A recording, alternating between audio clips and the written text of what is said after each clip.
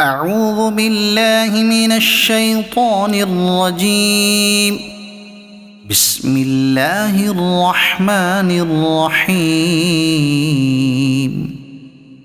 ألهاكم التكاثر حتى زرتم المقابر كلا سوف تعلمون ثم كلا سوف تعلمون كلا لو تعلمون علم اليقين لترون الجحيم ثم لترونها عين اليقين ثم لتسألن يومئذ عن النعيم.